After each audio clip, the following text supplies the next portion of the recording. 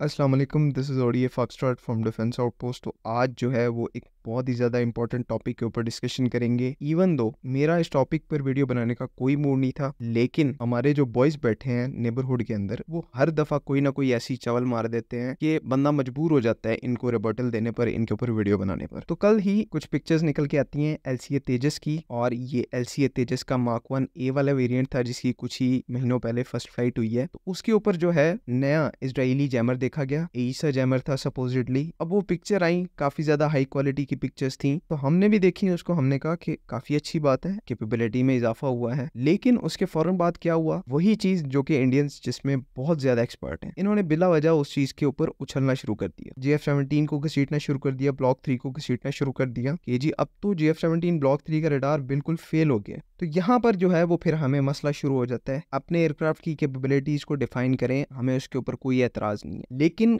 गलत फैक्ट्स के ऊपर हमारे एयरक्राफ्ट को आप जो है वो आकर उसके ऊपर बकवास करेंगे तो हमें फिर इफेक्ट होगा और हम उसको काउंटर करेंगे। अब थोड़ा सा आते हैं फैक्ट्स पर। इंडियंस का यहाँ पर क्लेम ये है कि क्योंकि ये जो नया जैमर है वो एक ईसा जैमर है, तो GF-17 थंडर का जो ईसा रडार है, जो कि एक जैमिंग रेजिस्टेंट रडार है, अब वो उसका एडवांटेज बिल्कुल खत्म हो गया है, क्योंकि एलसीए तेजस के साथ एक ईसा जैमर आ गया। तो ईसा रडार को जो है वो ईसा जैमर इजीली जैम कर सकते हैं, और जब थंडर का रडार जैम हो जाएगा तो एलसीए तेजस इजीली उसको शॉट डाउन कर देगा। ये इंडियंस का पर्सपेक्टिव है। लेकिन एक्चुअल में चीजें क्या है, छोटे ईसा जैमर्स जो होते हैं वो बेसिकली एक डिफेंसिव वेपन होता है, ना कि ऑफेंसिव वेपन। साइज में छोटे होते हैं, इस वजह से इनकी रेंज लिमिटेड होती है। ज्यादा से ज्यादा 40 से 50 किलोमीटर की ये रेंज प्रोवाइड करते हैं, और वो भी पूरी रेंज पर पूरी इफेक्टिवनेस नहीं देते। जैसे जैसे रेंज कम होती है उस तरह से इफेक्टिवनेस बढ़ती है, मतलब कि पूरी इफेक्टिवनेस इनकी 25 से 30 किलोमीटर के ऊपर होती है। ये एक फैक्ट है। और ये भी एक फैक्ट है कि ये जो जैमर है ये GF-17 ब्लॉक 3 को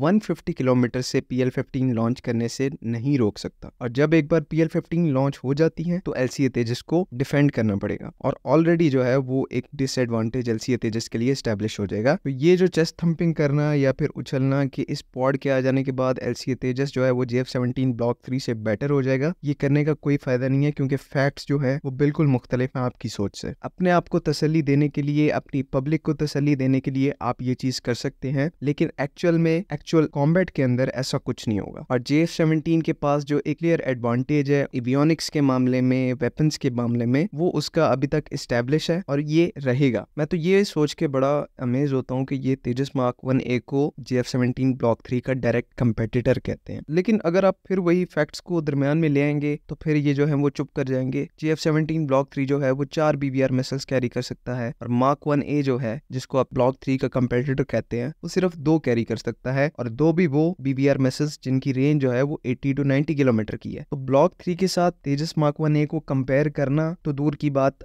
वो उसकी कैटेगरी का ही एयरक्राफ्ट नहीं है। ब्लॉक 3 एक 4.5 जनरेशन का एयरक्राफ्ट है, और 4.5 जनरेशन के जितने भी एयरक्राफ्ट्स हैं वो 2 से ज्यादा BBR मिसाइल स्टैंडर्ड कैरी करते हैं। तो तेजस मार्क 1A को आप GF-17 ब्लॉक 2 से कंपेयर कर सकते हैं। ब्लॉक 3 से इसका कोई कंपैरिजन जस्टिफाइड है ही नहीं। इवन ब्लॉक 2 को अगर आप देखें तो उसके अंदर वेपन्स ऐसे हैं जो कि अभी तेजस मार्क 1A के अंदर भी नहीं है। अभी कल परसों आपको याद होगा इन्होंने तेजस के ऊपर पहली दफा रेंज एक्सटेंशन किट्स देखी थी, ये लोग उनको देख के तकरीबन पागल हो गए थे। अब वो जो रेंज एक्सटेंशन किट्स हैं वो GF-17 जो है वो 2010-12 से उसके साथ फ्लाई कर रहा है और उनको कॉमेट में यूज कर रहा है। रेंज एक्सटेंशन किट्स में हमारे पास GF-17 के साथ इतनी रेंज और इतनी वैरायटी है कि मुझे नहीं लगता कि कोई इंटरनेशनल कंपेटिटर भी इसका मुकाबला कर सकता है, और वो भी कोई 80 to 100 किलोमीटर पे नहीं, 300 to 350 किलोमीटर की जो रेंज है वो पाकिस्तानी रेंज एक्सटेंशन किट्स की नॉर्मल रेंज है। तो वेपनरी के अंदर, फ्लेक्सिबिलिटी के अंदर और कॉम्बैट एक्सपीरियंस के अंदर GF-17